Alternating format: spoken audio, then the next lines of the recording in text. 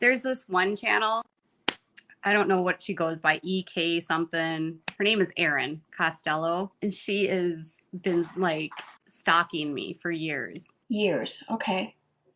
Let's look at my YouTube channel. Under the About section, my channel joined on July 2nd, 2020. So that's what, like 8, 9 months? So according to Katie, that's years. Now, the only other example I can think of that turns months into years or years into more years would be using dog years. So if Katie is actually counting time using dog years, could she be trying to tell us that she's a dog? I can't believe people even watch her. Though I'm very thankful and appreciative and humbled by every view that I get and every subscriber, I kind of have to agree with Katie on this one. I mean, I can't believe people watch me either. But she like called my husband's friends. Called husband's friends, okay. As you can see here, it wasn't a call, it was an email. See, words kind of matter, I think, especially when you're trying to blame shit on people. About the contents of the email, though, we're going to cover that in a couple minutes. I just can't imagine going into a police station or calling a police station to get somebody's rape investigation. That's like, honestly, a line I would definitely not cross to prove if somebody was lying about their rape. That is definitely a line I would never cross when it comes to sexual assault. The next few minutes of this video, I already know what I'm going to do and I already have it laid out. And it's going to be a bit of work and it's going to be kind of time consuming, but it's going to be for nothing. And I know this already, but I don't care because I'm so sick of her lying. I'm so sick of her lying to you, lying to me, lying to her viewers, to her subscribers. I'm so sick of her wanting to sound and look like my victim so badly that she's lying to everyone. And she is almost purposely, it seems like, avoiding the truth and the facts. So I'm going to show you how it's all a lie. But before I show this to you, I want to just tell Katie something. I'm sorry. I'm so sorry that this happened to you. I believe you. I believe that this happened to you. I believe your story. I believe that you were victimized that night. I feel that you've gone through something horrible that night. And I'm so sorry. You didn't deserve it. You don't deserve it. None of us deserve that. I wish you didn't go through that. I wish something could be done to take it away. And if there's something I could do to take it away, I would do it in a second. I'm so very sorry that you had to experience this.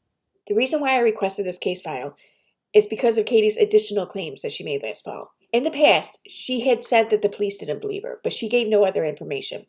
But last fall, she named the police department and she gave the officer's first name.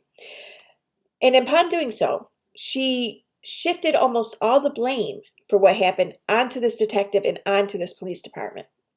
My issue with that, even though I live here in New York State, my issue with that is that it affects the community. It affects all of our communities, I think, because for one, it's not like police officers really need her help in possibly getting a bad reputation. So by her doing that, she further eroded the public's trust and confidence in police officers. And it's not like victims really need more of a reason to discourage them from coming forward and making a report. So by her doing this, she pretty much justified any fears that a victim may have and possibly assured that they're not going to come forward and report this. And if people don't report these crimes, then the people committing these crimes are free to continue committing these crimes. And this is going to hurt our community. It will hurt your community. It will hurt mine. And it most assuredly would hurt St. Louis Park's community. This was my concern.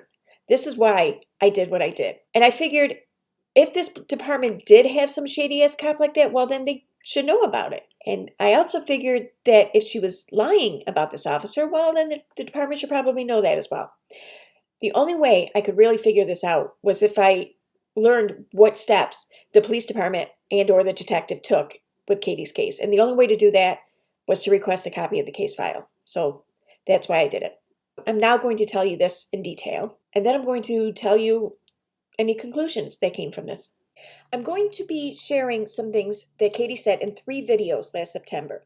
You can find links to all 3 of these videos on my website as well as transcription for these videos. I'm going to include links in the description. The first video I'm going to reference was titled "Thank You for Helping Me Use My Voice" by Without a Crystal Ball, September 7, 2020. Just past the 18-minute mark, Katie says, "The civil statute of limitations is over, and unless they will actually process the kit, if they find DNA, they have tons of evidence. They've just never processed any of it because the police officer didn't want to.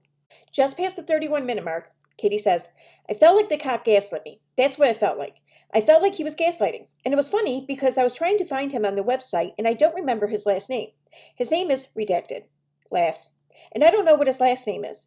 The only person I could find that's in is a lieutenant in investigations. His name is redacted, but I don't remember his last name being redacted.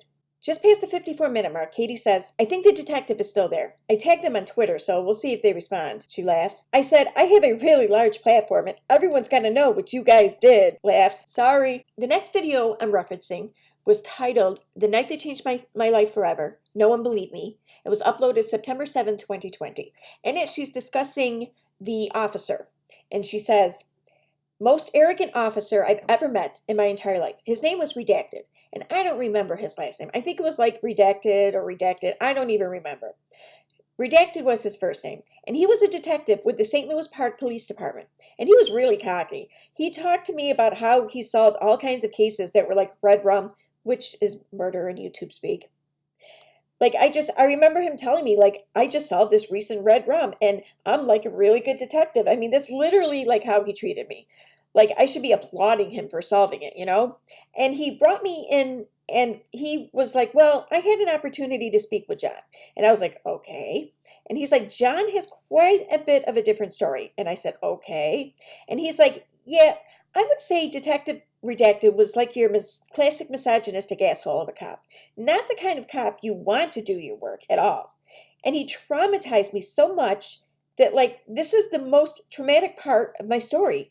Next, Katie goes on to say, so I get into, he brings me down, he wants me to come down to the office or to the station, and he puts me into this room, which was weird. He put me into a gray room with a camera in the corner and like a table, and it was like an interrogation room. It was not a room for someone that's reporting something. He brought me there to interrogate me, not to actually believe me. And that's how it started. And he said, well, Nick says that this is what happened. Nick says you invited him into your house and you started kissing. And you told him that you had a relationship with your friend Casey and that you had no problem having a relationship with people. And because of your relationship with Casey, this is another one of those relationships. And I was like, what? That doesn't even make sense. And I'm like, because I did hook up with Casey a couple times, but that was like totally not, it didn't relate to Nick. I was like, okay, so my life as a single woman and consenting adults, it justifies what happened? I was very confused. Next, Katie says, I don't remember any of that. And he goes, well, you know, Nick's from a really good family. And then I said, what does that mean? Well, Nick has receipts for going to blank.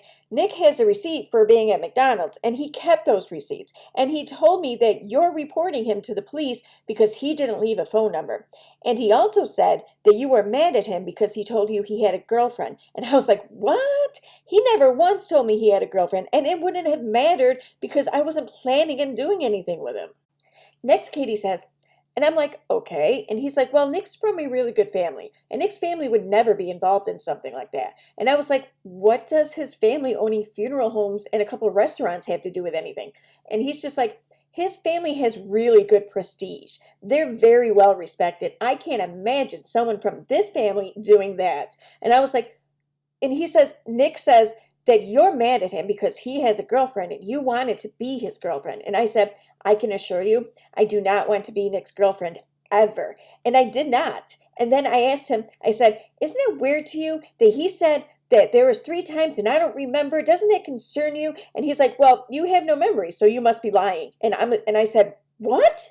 And it went on like this for 3 hours, and I was crying, and he just kept trying to tell me that I had made the story up, that it had not happened, that Nick had a story. I did not have a story, and because Nick had a story, and I was a jealous, angry girlfriend that didn't get a phone number, and he left, and I was jilted. My revenge was to call the cops on him, and I'm like, I have had plenty of guys turn me down, and I've never once reported them, ever. She goes on to say, and I got so frustrated and agitated. And I was like hyperventilating, crying. And then it was, well, you waited 2 days to call us. He left on Sunday morning and you didn't call us until Monday night. Why did it take you so long? You waited that time because you needed to come up with a plan. And I'm like, what? Mind you, I was not coherent until 5 the next day. And I said, well, The nurse told me that he gave me this medication and that is why I don't remember. And he said, nope, nope. He said, there is nothing. You're telling me that from 3 in the morning or 2:30 in the morning until 10 in the morning, you have no memory? You are telling me that you had no memory of what happened. That's impossible. Those medications don't stay in your system that long. Nothing will stay in your body that long, which is not true at all, by the way. Lastly, Katie says, so I finally got him to stop berating me and accusing me of lying. And he said to me, well, we'll see. We'll send the kid in. We'll figure it out, but it's going to take time. We'll call you. And I said, okay. And he never called me. He never called me. And I was so scared of him. And so I suffered PTSD from what happened in that room. I was actually diagnosed with it by a psychologist for twofold, the PTSD from the actual incident and the PTSD from that interrogation. And they never called me back. I've never gotten any information about the kid, and I was so scared to contact them that I didn't want to see his face. Like, the thought of having to see the police officer's face again would give me the sweats, and I would throw up. I couldn't sleep. So yeah, I never called them. But they never called me, and they promised they would call me. The last video of Katie's I'm referencing was titled Weeks Like This, and was uploaded September 5th, 2020. In it, she says, and I was sitting in an interrogation room. Yeah, I was interrogated. Imagine you're the one who's been victimized and you're interrogated and not believed. That's what happened. That was the last time I spoke to police. They didn't move forward and they never called me back. All I know is they never prosecuted. They never contacted me. Imagine doing all the things they tell you to do and then they never call you back. And then you have such bad PTSD from the interrogation that you went through with the cops that you're too scared to actually call the detective to even ask them what's happening. That's what happened. I got so scared and I was so traumatized by what happened in that room with that detective that I never called back because I was petrified of being accused of lying again. Katie goes on to say, did you listen? I said I was scared and traumatized. Why would I continue to follow up on something when I'm diagnosed with severe PTSD and can barely function? And when I went for help, they told me I was a liar. I can't believe that. That question doesn't even make sense to me, and I'm sorry. I just already explained why I did not follow up. Lastly, Katie says, correct. Victims shouldn't be interrogated. Why was I interrogated? Why was I placed in a room and berated and told, I don't think you're telling the truth? And then when I finally break down and cry and I tell him, I'm not lying. You're not getting this right. This isn't true. And he finally goes, okay, you're right. But it's going to take a long time, and I'll contact you and let you know. But just so you know, it's not going to happen soon. Would you want to contact a detective that dismissed you and made you feel like what you went through was your fault? Okay, now I'm going to conclude this with 3 points. 1, the only other additional information I learned from the police report was that any forensics that came back did not support her version of events, and if anything, they supported his. But still, what came back really wasn't saying much one way or the other. So, 2, after Katie had learned about me obtaining her report and everything, apparently she filed a complaint with the police department and against this officer. The complaint was found to be completely unfounded, and it's been since dismissed and dropped. Whatever, it's over. Out of all the information available with her police report, there's one bit of information I was unable to get because of Minnesota data privacy laws, and that was the recorded interview between Katie and this officer. All Katie Katie can get this though. Katie can obtain this because it's her information. It's her report. I can't. No one else can, pretty much. Only Katie can. And if during this recording, the officer is heard saying these things to her, then she could easily prove this. So I'm kind of interested to see what happens, but I'm going to go out on a limb here and say nothing's going to happen. Okay, I missed this first part watching this video, and I don't know how the hell that happened. But am I mistaken? Is she admitting that she was lying and that we kind of caught her lying? Take a listen. Investigation, and they decided to dissect it and prove that I was lying about the cops. Did you hear it? She doesn't say, and decided to dissect it to prove I was lying about the cops. But she says, and decided to dissect it and prove I was lying about the cops. I don't know. That sounds like a little bit of a Freudian slip there, if you ask me. Yeah, and the police officer at the department said that at least 2 people, had to physically go to the police station to get the records. They would not give them over the phone and they would not mail them. So whoever went to get them, they told me, because I filed a complaint, and they said no, 2 people came into the station to get these records. Okay, Katie's either lying here or she was lied to, because I did not go to Minnesota. I did not go from New York State to Minnesota to obtain these records. Even if I had the money to do that and I had the time to do that, we were in the middle of a pandemic last fall. So yeah, that didn't happen. They were emailed to me in a PDF form, and I'm more than happy to forward that to Katie if she wants. I mean, it's her report. She should have it if she wants it. The reason why I think that this is becoming such a big deal to her about someone going there to pick them up is because she knows that that's kind of what she did with a case in Texas involving a minor child. If you wanted records of the court case that was going on, the custody case, you had to go there in person to pick them up. And, she doesn't live in Texas. So one of her viewers went and got them for her. And mind you, this was a case about a minor child, a girl, and it did involve some claims of abuse. So just she needed those court records so badly that one of her viewers went there to obtain them for her. They also didn't believe that we got death threats, and so she took it upon herself to email and call my husband's friend to verify.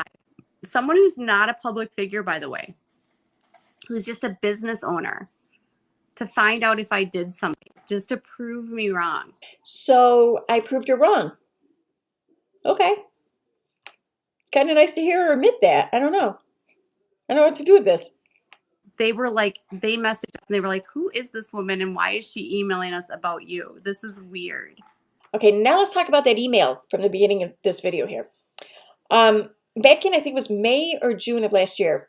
It was the same date that her husband's new album was released or whatever. Anyways, Katie made a video saying how her husband's friend's brewery had received 40 phone calls, 40 violent, quote unquote, violent phone calls about Katie from some woman or whatever. And she played a couple of these messages in, I think it was in an Instagram live video. These violent phone messages, and one of them said that Katie Joy needs to die. Now, in Katie's video, she also said that no one was reporting these to the police, that she was just handing them over to her lawyer. He could deal with it. And she also said that there's some confusion about where to even report it to because the brewery was about an hour away from Katie. So we're talking two different jurisdictions here. So who did they report it to? So me hearing this, hearing that no one's going to report these, I grew concerned. So I emailed the brewery. And here's what my email said. Now, first, let me say that this happened in June because I see that I sent the email on June 24th, 2020. And in the email, I said, Dear Austin, I'm writing to you in regard to the threatening voicemails your brewery received on behalf of Katie Joy Paulson. Katie revealed in a video your business received harassing phone calls on her behalf. Katie shared some of these on Instagram, and one of them in particular sounded especially concerning. The one where it said Katie needed to die. May I ask why it is your company is not reporting these to the police? I realize they are threats against Katie, but I also find it concerning for your company that they decided for some ridiculous reason to include your business into their hate and fear campaign. I am also reaching out to local law enforcement in your area to learn what protocols should be followed in making such a report, and will happily share with you what I learned, as well as a contact name and number if you like.